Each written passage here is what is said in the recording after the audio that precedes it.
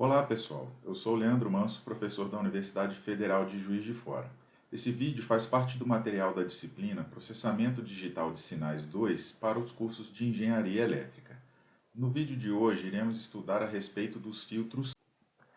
A filtragem consiste em deixar passar alguns componentes de frequência de um sinal de entrada sem distorções, se possível, e atenuar ou bloquear outros componentes. Aqui temos um exemplo em que temos o sinal de entrada x de n representado em azul nesse gráfico, contendo um componente de frequência mais alta e um componente de frequência mais baixa. E na saída do filtro, o sinal y de n, representado aqui na cor laranja, possuindo somente o componente de frequência mais alta. Então, temos aqui uma aplicação de um filtro digital. Os filtros podem ser do tipo passa-baixas. Esse tipo de filtro deixa passar apenas os componentes de baixa frequência, atenuando ou eliminando os componentes que possuem frequência superior à frequência de corte do filtro. Podem ser também do tipo passa-altas, em que, nesse caso, as baixas frequências vão ser atenuadas ou eliminadas e apenas as componentes de alta frequência aparecerão na saída do filtro. Podem ser também do tipo passa-faixa ou passa-banda, em que apenas os componentes de frequência intermediária irão passar pelo filtro, ou também podem ser do tipo rejeita-faixa ou rejeita-banda, em que uma determinada banda de frequência será rejeitada. Um filtro digital realiza sua operação através de operações aritméticas, de acordo com a sua sequência resposta ao impulso H de n. Esse filtro digital é classificado como filtro de resposta ao impulso finita, ou FIR, quando H de n possui comprimento finito. Em outras palavras, quando uma sequência de entrada de duração finita é aplicada ao filtro, a sua resposta também possuirá comprimento finito. A saída de um filtro FIR é calculada de acordo com a seguinte equação. A saída do filtro ela é, então, a convolução entre a resposta ao impulso desse filtro e a sequência de entrada, que representa o sinal a ser filtrado. Como descrito na equação anterior, a saída do filtro para um determinado instante de tempo n é calculada através das operações de atraso, soma e multiplicação. Então temos aqui um diagrama de blocos que representa o conjunto de operações necessário para realizar essa filtragem. Então temos aqui uma cadeia de atrasadores responsável por atrasar as amostras da sequência de entrada x de n. Temos aqui as operações de ganho ou multiplicação que irão ser realizadas entre as amostras atrasadas da sequência de entrada e os coeficientes da resposta ao impulso do filtro. Esses produtos serão somados, resultando na saída y de n. Então, como mostrado aqui nessa equação, a entrada x de n ela vai sendo atrasada pelos atrasadores do filtro. Cada uma dessas amostras é multiplicada por uma das amostras da sequência resposta ao impulso, e a soma disso tudo é a saída y de n do nosso filtro. Sempre que falamos sobre filtros digitais ou sistemas digitais em geral, é importante discutir a estabilidade dos mesmos. Na prática, os filtros FIR possuem sempre um número finito de coeficientes, o que vai resultar que, se a entrada for então uma sequência limitada, de amplitude limitada, a saída também o será, atendendo assim o critério da biboestabilidade. Portanto, os filtros FIR são sempre sistemas estáveis. Um exemplo bem clássico de um filtro FIR é o filtro média móvel. Ele é utilizado para suavizar variações aleatórias presentes no sinal. Todos os coeficientes desse filtro são iguais a 1 sobre m, e esse m é a ordem do filtro. Então ele funciona em aplicações desse tipo. A gente tem um sinal com essa característica aqui mostrada por essa curva em azul, só que esse sinal ele é corrompido por um ruído, que está representado aqui por essa curva em amarelo, originando assim o nosso sinal de entrada, que é a curva representada em verde, que tem o mesmo comportamento da curva em azul, porém corrompida por esse ruído aleatório. Então, o filtro média-móvel que é descrito por essa equação pode ser aplicado nesse sinal em verde para que tenhamos uma saída mais suave próxima da curva em azul. Nos softwares MATLAB ou Octave, a operação de filtragem pode ser realizada utilizando a função filter.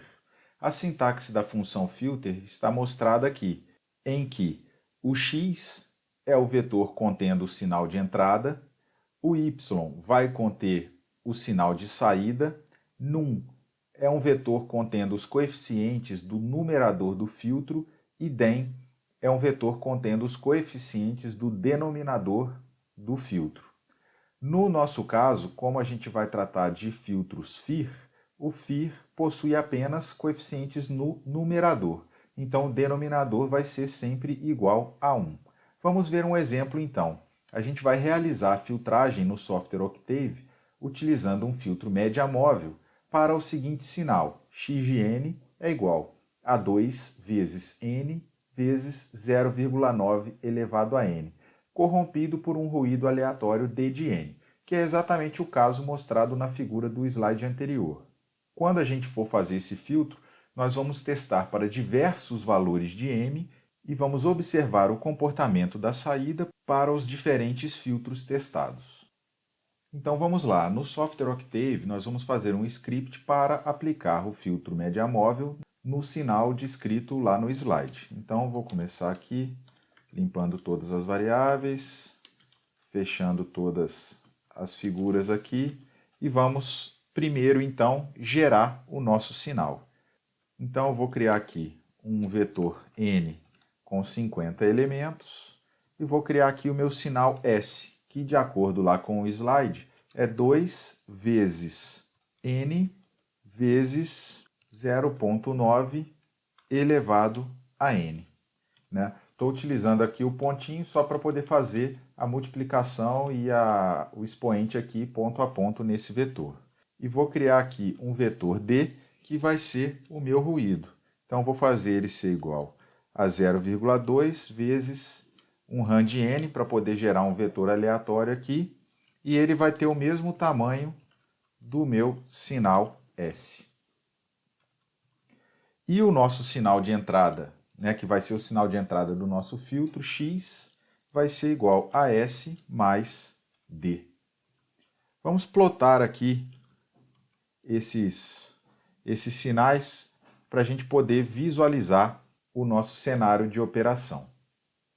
Então temos aqui, pessoal, criamos uma base de tempo para gerar o sinal, geramos o sinal, o ruído, e fizemos aqui o nosso x, que vai ser a nossa entrada, ser esse sinal corrompido pelo ruído. Então eu vou rodar aqui para a gente poder ver esse gráfico.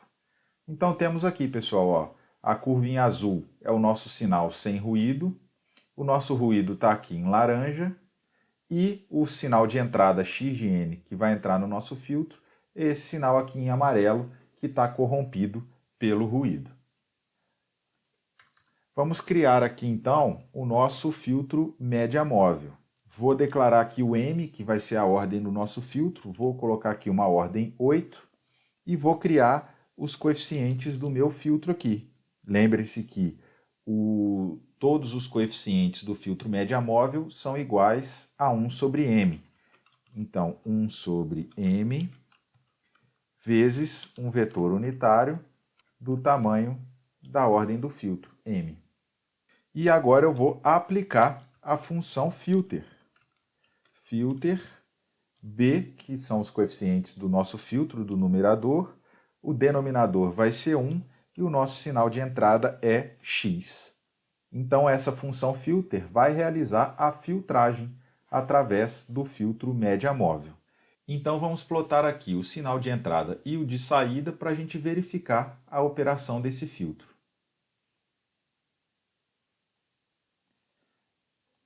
Então percebam, temos aqui um sinal de entrada bastante ruidoso e o nosso sinal de saída suavizado. Porém, podemos observar aqui nessa figura que temos um atraso em relação ao sinal de entrada. Percebam, o sinal de saída ele eliminou bastante os componentes de ruído, mas ele está atrasado em relação ao sinal de entrada. Tá?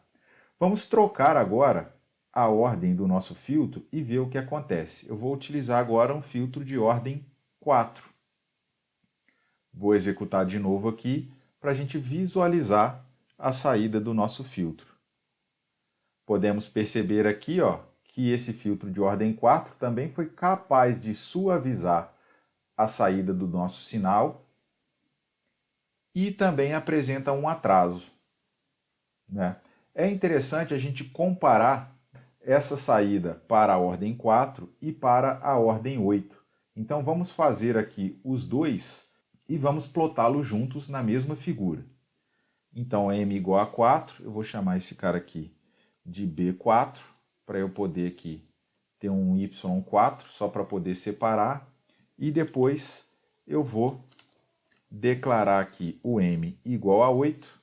Então, vou chamar esse cara aqui de B8, Y8, para a gente poder plotar os dois sinais aqui junto. Ó. Vou plotar primeiro o Y4 e depois eu vou plotar o Y8. Então, agora nós vamos ter aqui, ó, na nossa legenda, só para facilitar a nossa visualização, o Y4 de N e o Y8 de N. Reparem que o Y4 é a saída do filtro com 4 coeficientes e o Y8 é a saída do filtro com 8 coeficientes. Vamos executar aqui então esse nosso programa e vamos visualizar o que acontece.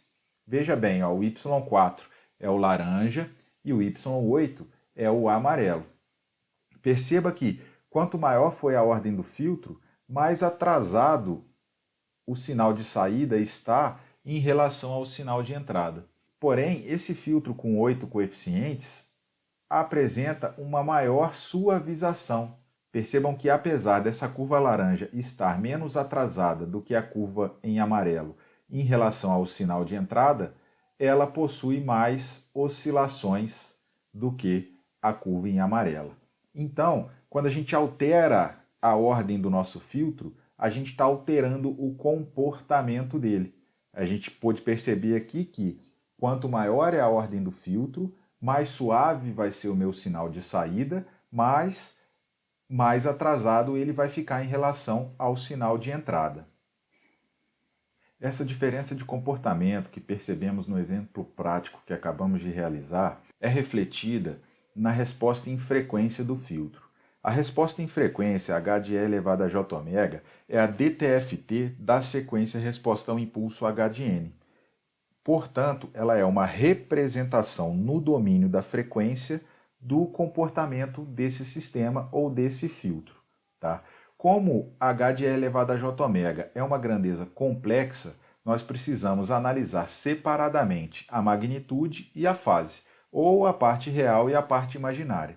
Analisar a magnitude e a fase, quando falamos de filtros digitais, nos traz muito mais informação. Então, é o que a gente vai fazer aqui. Por exemplo, eu estou plotando aqui, ó, nesse gráfico, a resposta em magnitude para o filtro média móvel com M igual a 5 na curva em azul e com M igual a 12 na curva em vermelho.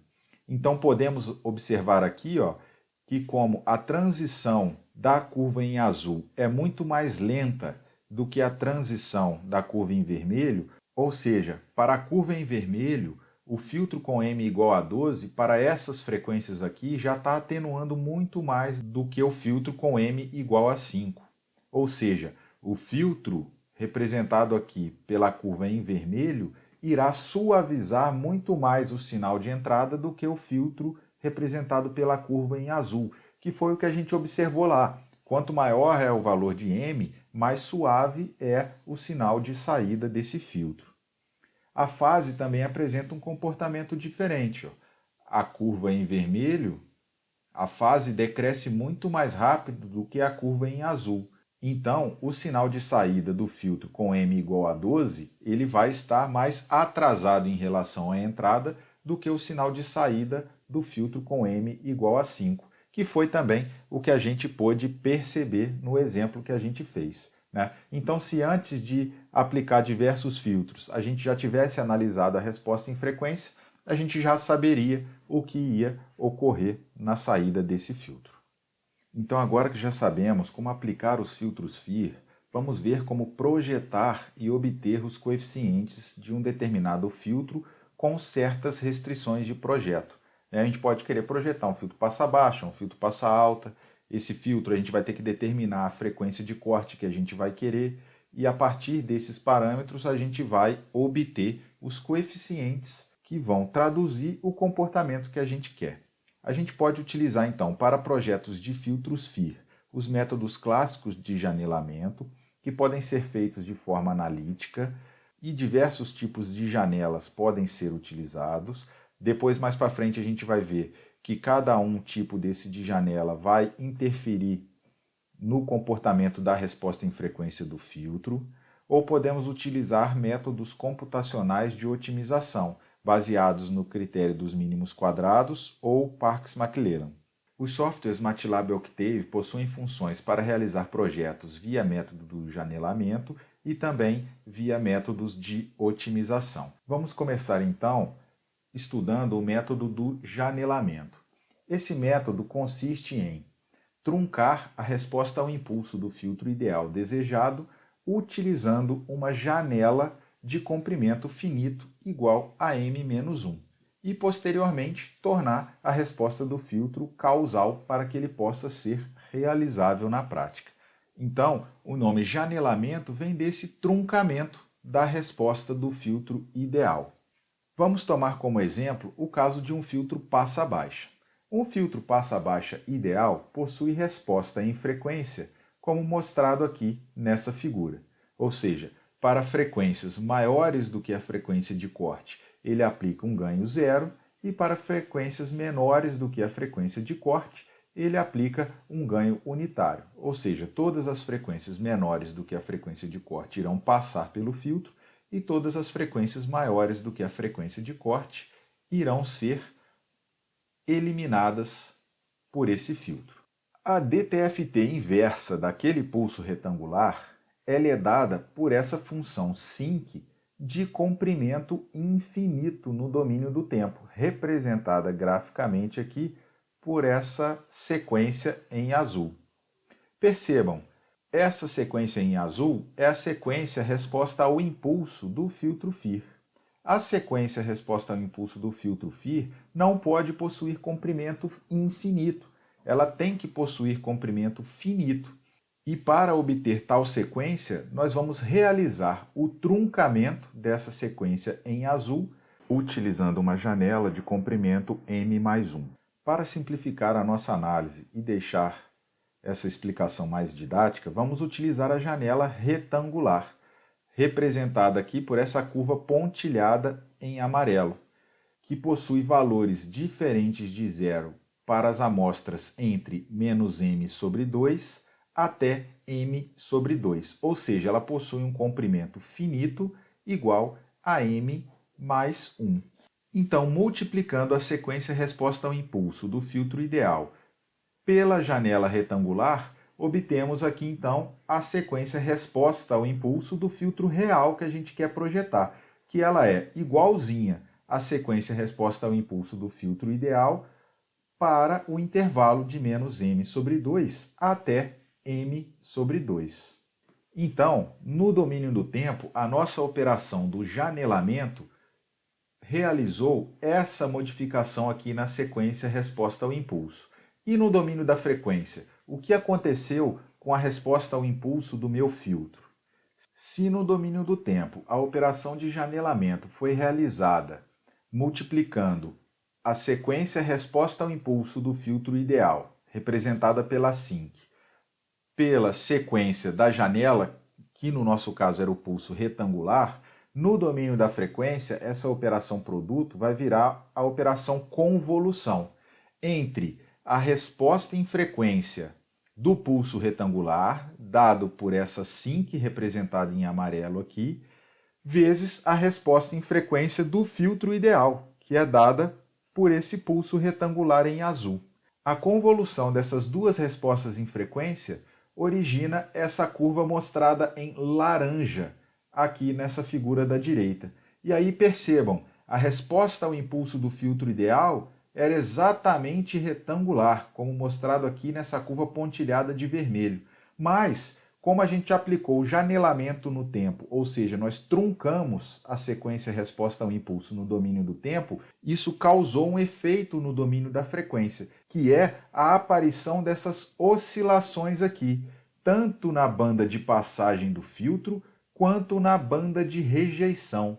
Além dessas oscilações, podemos perceber que a transição entre a banda de passagem e a banda de rejeição desse filtro também se dá de forma mais suave e não abrupta, como no caso do filtro ideal.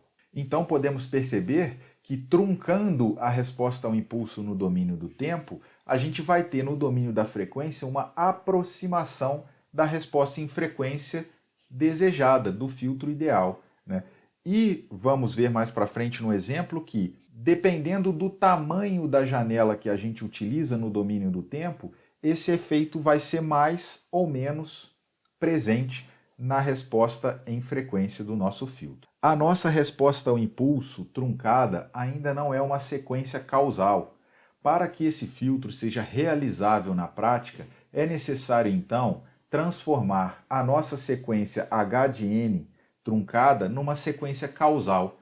E a gente faz isso deslocando no tempo a nossa sequência truncada, ficando com a nossa sequência resposta ao impulso causal mostrada nessa figura aqui, ó.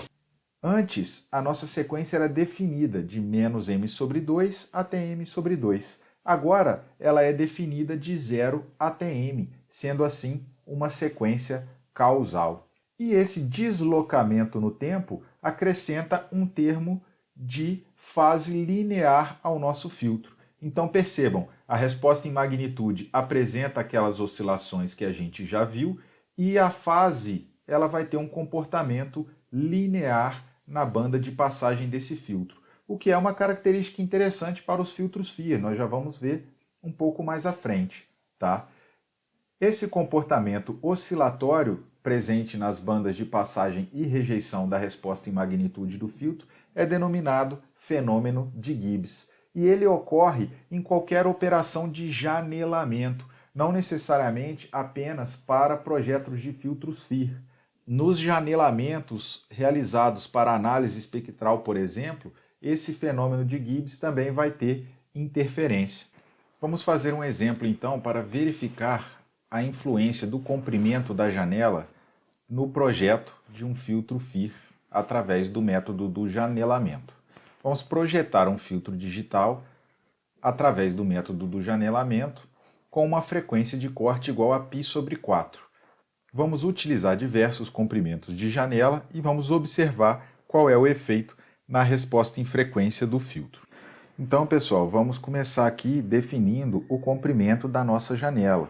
Vou definir aqui um m igual a 80. Lembre-se então que o tamanho da nossa janela vai ser 81, né? m mais 1. E essa janela ela vai variar de menos m sobre 2 até m sobre 2, ou seja, de menos 40 até 40. A frequência de corte ωc do nosso filtro é π sobre 4. Então vamos fazer aqui agora a sequência resposta ao impulso do filtro ideal, que é seno de ωc vezes n dividido por π vezes n. E percebam, aqui eu já estou fazendo a sequência resposta ao impulso truncada, porque eu estou fazendo aqui com n, ó, que já vai de menos 40 até 40. Tá? Aqui, para n igual a zero, nós vamos ter uma indeterminação, vai ficar 0 sobre 0. Então a gente tem que corrigir isso. Aplicando a regra de L'Hopital, então, para h de n, quando n é igual a zero, ou seja, na posição m sobre 2 mais 1, isso aqui vai ser WC dividido por π.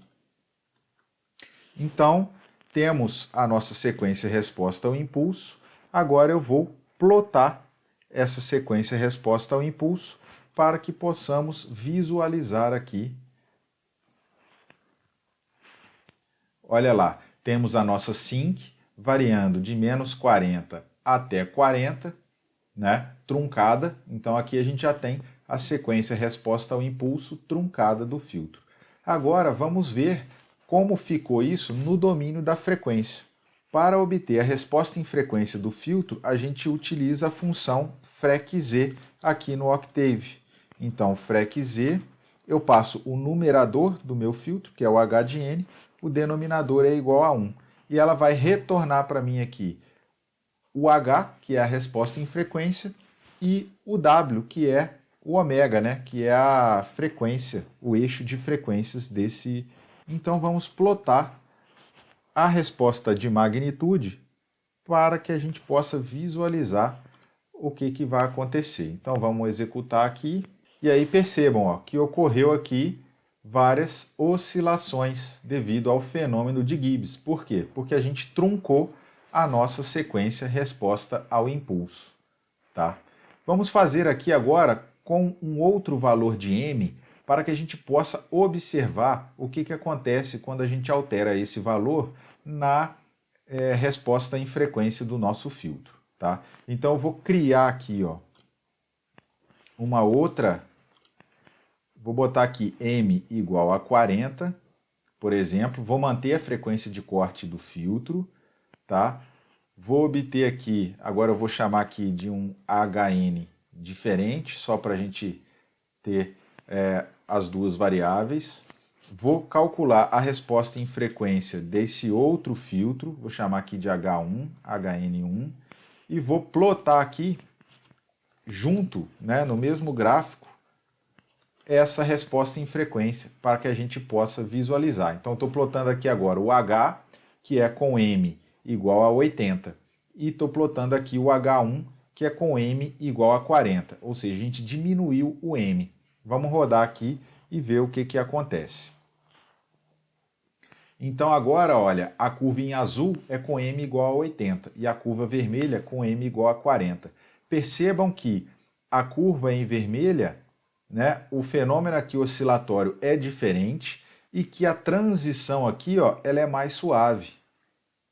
O que faz sentido, porque, lembra, para isso aqui ser um pulso retangular, eu tenho que ter um comprimento infinito.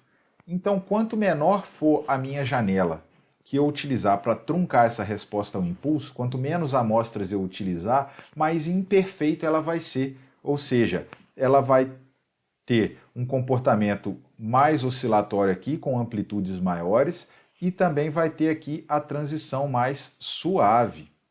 Tá? Vamos analisar aqui agora para o caso em que a gente utilizasse um valor de M maior do que 80, né? O primeiro aqui é 80, eu vou utilizar aqui agora, por exemplo, 200. E aí vamos rodar aqui e plotar de novo para verificar o que acontece.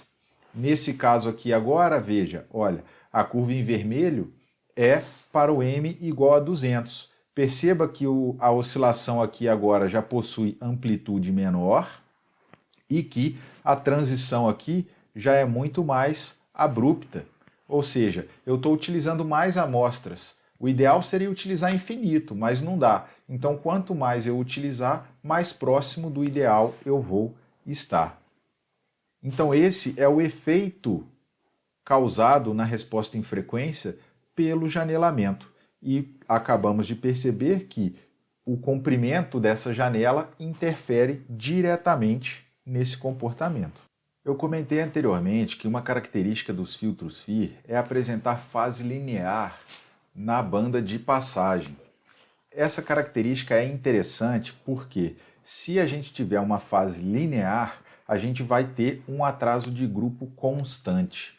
Vamos relembrar que o atraso de grupo, né, tau G de ômega, é dado pelo negativo da derivada da resposta de fase do meu filtro em relação a ômega. Ou seja, se eu tenho uma resposta de fase linear, a minha derivada é uma constante.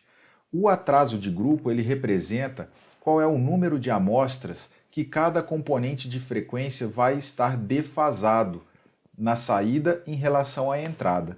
Se o atraso de grupo é constante, significa que todos os componentes de frequência que passarem pelo filtro serão defasados pelo mesmo número de amostras, ou seja, eu não vou ter distorção do meu sinal na banda de passagem. E isso é interessantíssimo em diversos tipos de aplicação. Aplicações de comunicação, por exemplo, se eu defasar no meu canal de comunicação de maneira diferente, por um número diferente de amostras cada componente de frequência, a mensagem que vai chegar lá do outro lado vai chegar completamente distorcida. Então, ter fase linear é uma característica interessante em diversas aplicações. No caso dos filtros FIR, essa fase linear ela é decorrente da simetria da sequência resposta ao impulso, ou seja, da simetria dos coeficientes do nosso filtro. Vamos pegar como exemplo essa sequência resposta ao impulso aqui, ó. 1,5 delta de n, menos 2 delta de n menos 1, mais 5 delta de n menos 2, menos 2 delta de n menos 3, mais 1,5 delta de n menos 4. E vamos verificar que quando calcularmos a resposta de fase para esse sistema aqui, a fase vai apresentar comportamento linear. Então vamos lá, pessoal. A nossa sequência resposta ao impulso, ou seja, os coeficientes do nosso filtro, são mostrados aqui. E a gente pode perceber uma simetria em torno desse elemento aqui, ó. Então eu tenho menos 2 para cá, menos 2 para cá, menos 1,5 para cá, menos 1,5 para cá. Então temos aqui, em torno desse elemento aqui, uma simetria par, tá? Esse elemento aqui não é o elemento zero da nossa sequência. O elemento zero é esse 1,5 aqui. Mas não importa, essa simetria ela pode ser em relação a qualquer um dos elementos da nossa sequência, tá? Então, o nosso H de n ele é dado por 1,5 delta de n menos 2 delta de n menos 1 mais 5 delta de n menos 2 delta de n menos 3 e mais 1,5 delta de n menos 4. Calculando a DTFT dessa sequência, a gente vai ter h de e elevado a j ômega vai ser igual a 1,5 vezes a DTFT do impulso, é a constante 1, menos 2 vezes a DTFT do impulso deslocado, é e elevado a menos j ômega vezes 1, que é a DTFT do impulso, mais 5 é elevado a menos j2 ômega, menos 2 é elevado a menos j3 ômega, mais 1,5 é elevado a menos j4 ômega. A gente pode, nessa expressão aqui, colocar e elevado a menos j2 ômega em evidência. E aí a gente vai ficar com 1,5 é elevado a j2 ômega, menos 2 é elevado a j ômega, mais 5, menos 2 é elevado a menos j ômega, mais 1,5 é elevado a menos j2 ômega. Tá? Isso aqui a gente pode rearranjar da seguinte forma. É elevado a menos j2 ômega, que multiplica 5 mais 1,5 é elevado a j2 ômega, mais 1,5 é elevado a menos j2 ômega, menos 2 é elevado a j ômega, mais 2 é elevado a menos j ômega. Esse termo aqui, ó, ele é um cosseno de 2 ômega. E esse termo aqui é um cosseno de ômega. Então, vejam, isso aqui vai ficar igual a e elevado a menos j2 ômega, que multiplica 5 mais 3 cosseno de 2ω menos 4 cosseno de ω. Se a gente chamar isso aqui de A de E elevado a jω, a gente vai ficar, então, com H de E elevado a jω vai ser igual a E elevado a menos J2ω vezes A de E elevado a jω, que é uma grandeza real. Percebam que aqui, ó, não temos nenhum número complexo, é uma grandeza real. A resposta em frequência de forma genérica, H de E elevado a jω, ela pode ser representada por E elevado a J θ de ω vezes o módulo de H de E elevado a jω. Ou seja, aqui nós temos a resposta em magnitude e aqui o θ de ω nós temos a resposta de fase. Comparando essa expressão aqui com essa expressão aqui, nós temos que o θ de ω, ou seja, a nossa resposta de fase, ela é igual a menos 2ω. Ou seja, eu tenho aqui uma resposta de fase linear. Isso aqui é um sistema com fase linear. Se a gente for calcular o atraso de grupo, então, para esse sistema, lembrem, o atraso de grupo de ω é igual a menos a derivada de θ de ω em relação a ω. Então, o nosso atraso de grupo vai ser igual a 2. Ou seja, a gente tem aqui um atraso de grupo constante. Então percebam, essa não foi uma demonstração rigorosa de que a fase linear é decorrente da simetria dos coeficientes do filtro. Apenas pegamos um exemplo de um filtro com coeficientes simétricos e mostramos que isso vai originar fase linear e atraso de grupo constante, né? E lembrem-se, isso é importante porque o sinal que passar no filtro não vai ser distorcido. Nós mostramos anteriormente que o comprimento da janela interfere diretamente na resposta em frequência do filtro projetado, mas o tipo da janela também interfere.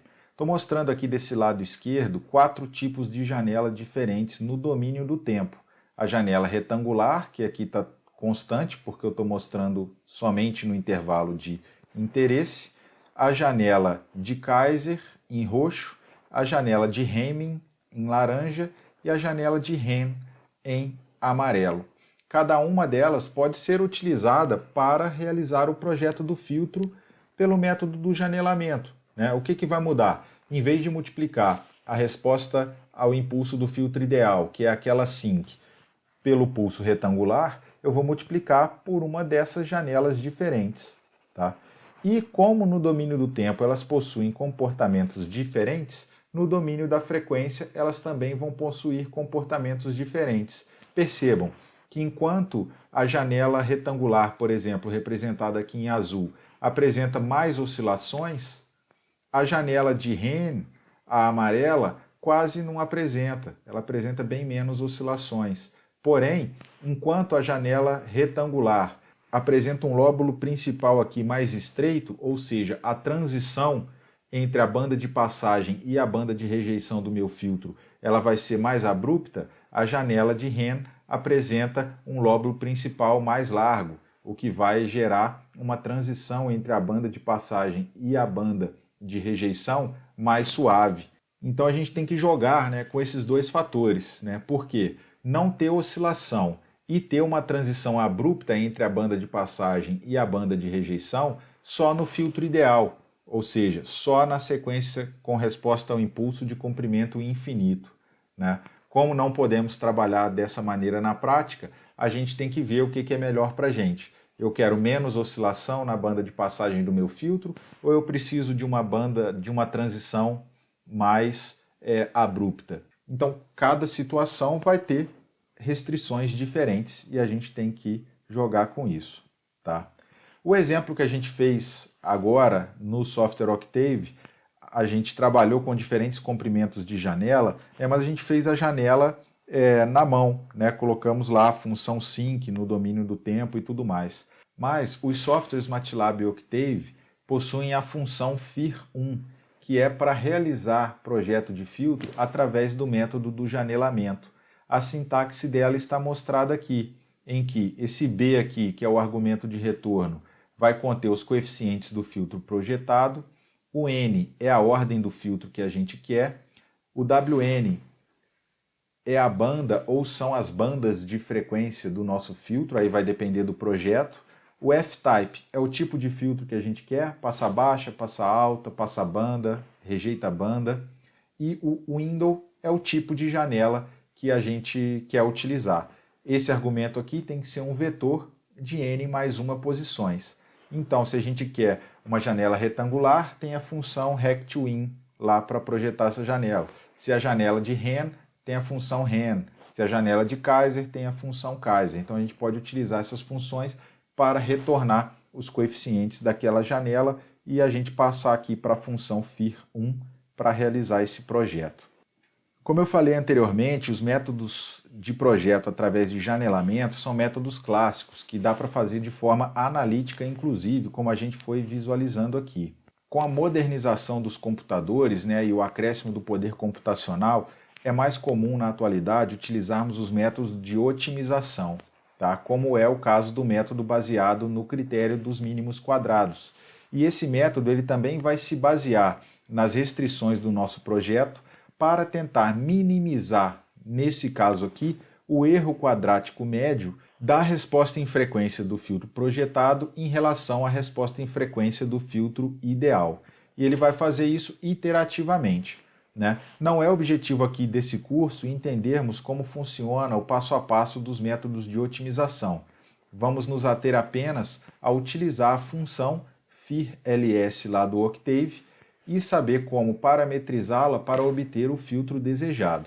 Para essa função são necessários 3 argumentos: n, que é a ordem do filtro, f, que é um vetor com as bandas de frequência, e a, que é um vetor com o ganho que a gente quer em cada banda de frequência. Então, por exemplo, o projeto da FIR-LS ele vai se dar seguindo essas máscaras aqui que eu coloquei para um filtro passa-baixa e para um filtro passa-banda. E ele vai tentar projetar um filtro que possua uma resposta em frequência que fique dentro dessas máscaras, como mostrado aqui, nessa figura, nesse desenho manual aqui em azul, tá? Então, se for o caso do passa-baixa, esse vetor F aqui tem que especificar 2 frequências. A frequência de passagem, que ela limita até onde vai a banda de passagem, e a frequência de rejeição, que ela limita aqui onde começa a banda de rejeição. Então, quanto mais próximo forem esses 2 valores, mais abrupta vai ser a transição entre as bandas aqui do meu filtro. Quanto mais largo for, mais suave vai ser a transição aqui. E isso vai interferir no algoritmo lá dos mínimos quadrados. Também temos que passar aqui um vetor com os ganhos. Então, temos aqui o ganho na banda de passagem e o ganho na banda de rejeição. A mesma coisa para o filtro passa-banda. Só que agora nós temos 2 transições. Temos essa primeira aqui, frequência de rejeição e frequência de passagem, que vai estabelecer quão inclinada vai ser essa primeira transição. E temos aqui a segunda transição, com outra frequência de passagem e outra frequência de rejeição. Temos agora 2 ganhos, porque temos 2 bandas de rejeição, e um outro ganho aqui na banda de passagem. Se fosse um filtro passa-alta, isso aqui ia ser invertido, e se fosse um filtro rejeita-banda, também teríamos 2 bandas de passagem e apenas uma banda de rejeição, seguindo a mesma linha. Vamos fazer um exemplo agora projetando filtros utilizando a função FIR-LS. Então, dado um sinal contendo 3 componentes senoidais, com frequências de 100 Hz, 500 Hz e 1000 Hz, respectivamente, projete utilizando a função FIR-LS 3 filtros, um passa-baixas para passar somente a frequência de 100 Hz, um passa-banda para passar somente a frequência de 500 Hz e um passa-altas para passar somente a frequência de 1000 Hz. Então vamos lá utilizar o software Octave para realizar esse projeto.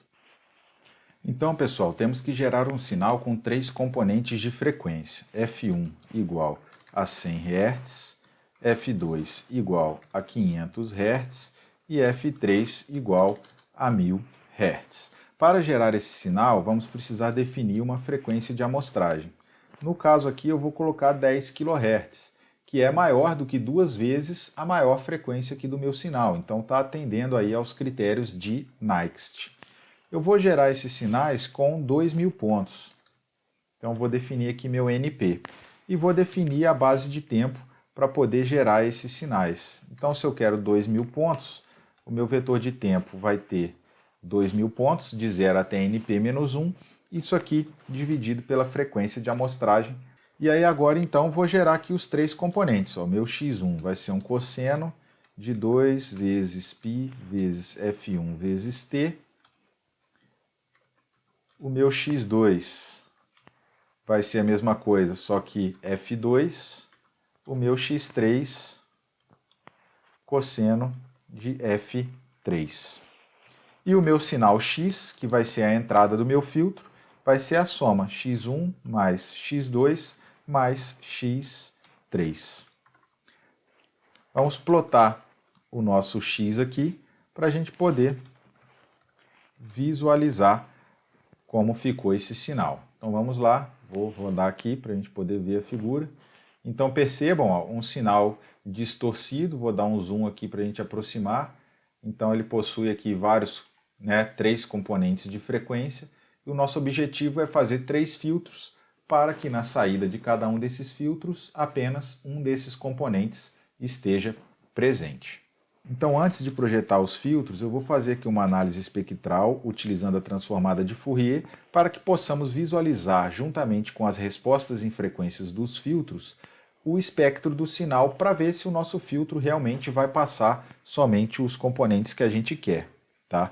Então, fiz aqui a FFT, agora eu vou pegar o valor absoluto, não vou me preocupar aqui com a fase, tudo bem?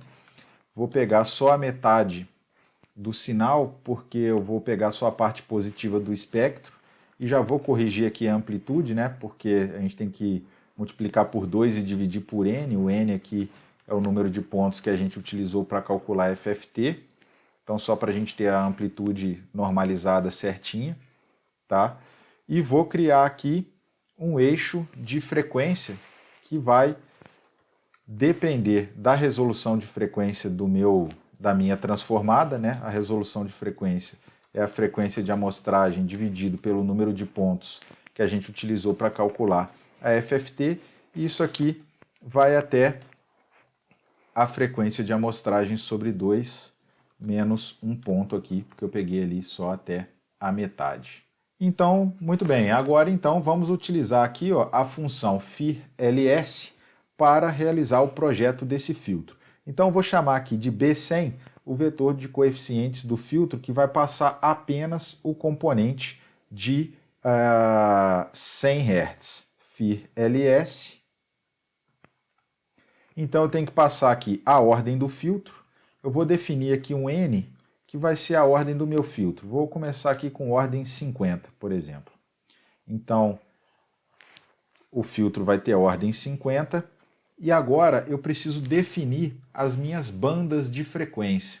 Tá? A minha banda de passagem ela vai começar em 0 e vai até 200 Hz, por exemplo. Então eu vou ter aquela reta, né, com ganho unitário de 0 até 200 Hz. Porém, nós temos que entrar aqui com as frequências normalizadas, tá? De 0 a 1, em que esse 1 é a frequência de amostragem sobre 2, que é a máxima frequência que a gente pode ter no domínio digital. Então, eu vou ter que dividir esse 200 aqui, ó, por frequência de amostragem sobre 2. Então, de 0 a 200, eu tenho a minha banda de passagem, tá? E eu vou definir aqui, ó, que de 250 até 1 ou seja, até a frequência de amostragem sobre 2, vai ser a minha banda de rejeição. E agora eu vou colocar os ganhos. Então, para os dois primeiros valores de frequência, eu quero ganho unitário na minha banda de passagem. E para os dois últimos, eu quero zerar, né, na minha banda de rejeição. Tá? Então, vamos lá agora obter a resposta em frequência desse filtro.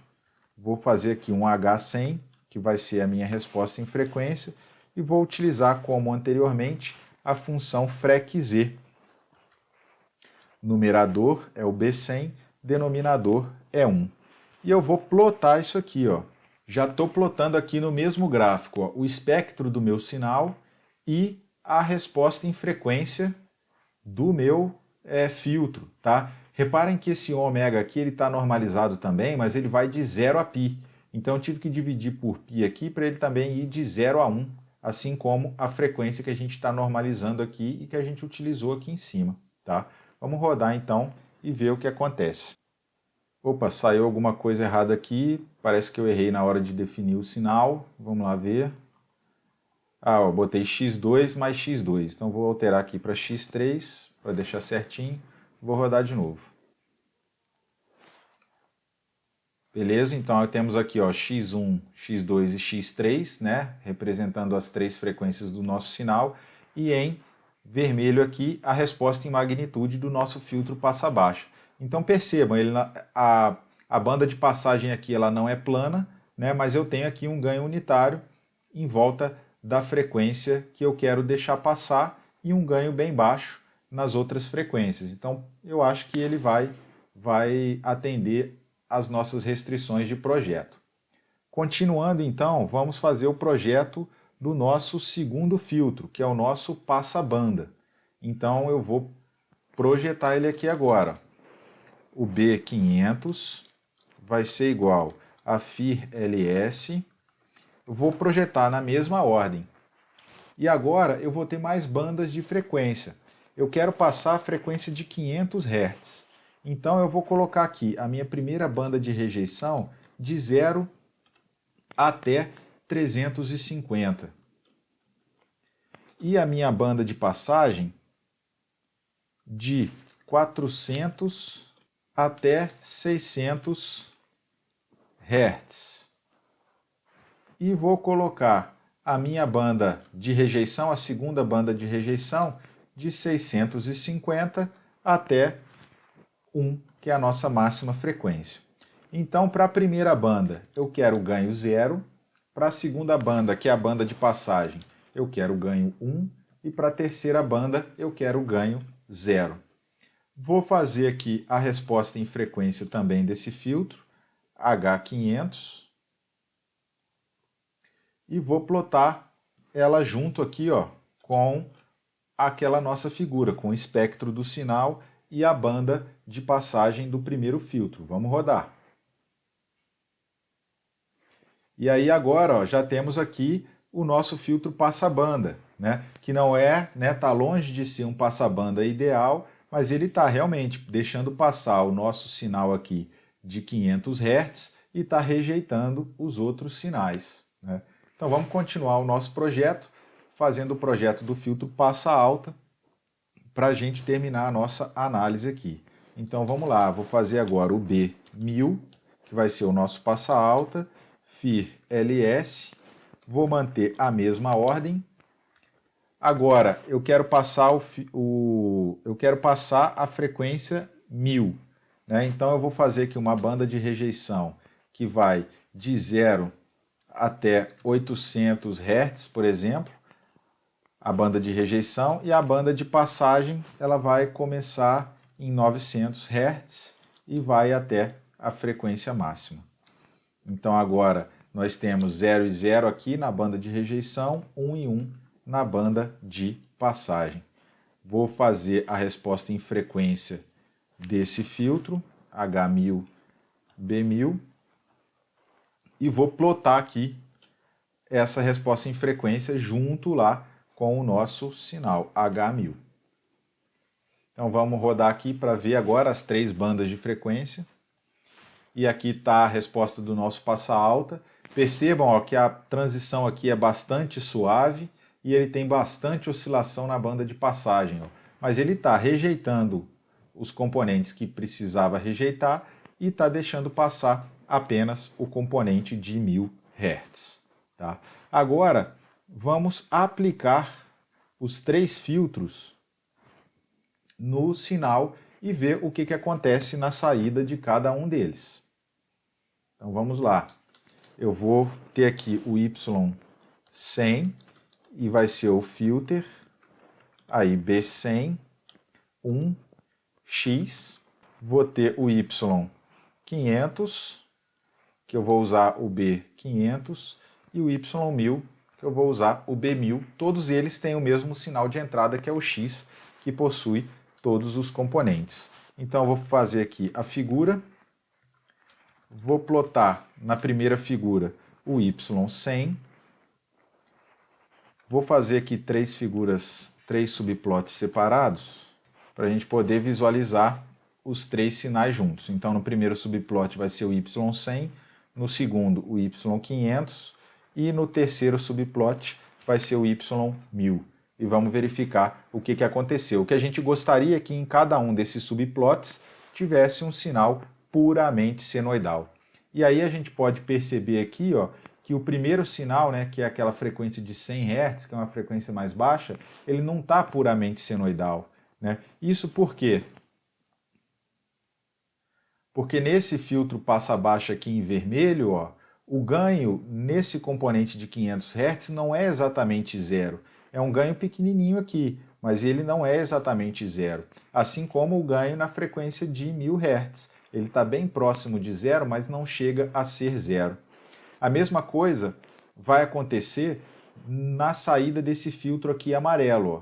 Ele vai dar um ganho muito alto no componente de 500 Hz, um ganho praticamente nulo no componente de 100 Hz, mas no componente de 1000 Hz já tem um ganho aqui mais significativo.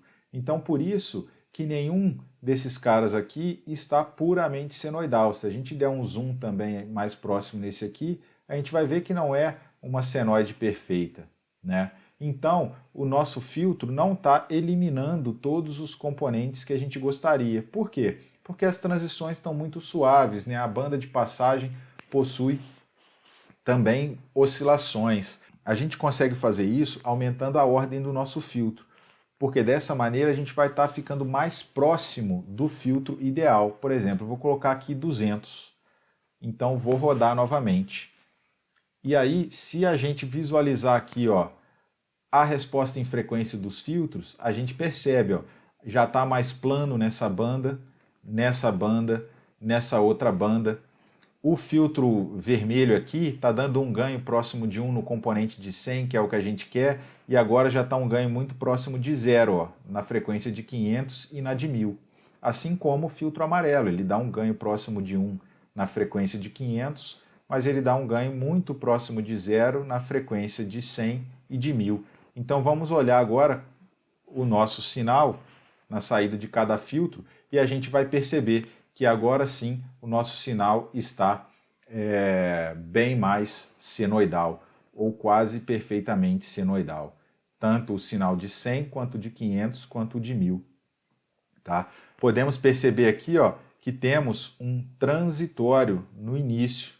Esse transitório aqui, ele se esvai por volta da amostra 100, que é a metade da ordem do filtro que a gente está utilizando.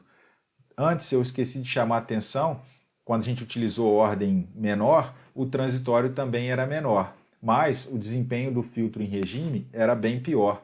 Então, na prática, a gente tem que saber adequar o projeto do nosso filtro ao problema que a gente está trabalhando. Né? Se eu tenho uma restrição quanto a tempo de transitório, eu tenho que usar uma ordem menor, mas aí eu tenho que saber que eu vou perder em seletividade. Se eu tiver que ter uma seletividade maior, aí a gente já tem que trabalhar com ordens maiores também, mas aí eu vou ter um transitório maior no início do nosso filtro. Né? Então esses aspectos a gente precisa avaliar na hora de realizar um projeto de filtro. E aí pessoal, com isso a gente encerra o conteúdo desse vídeo. Até mais!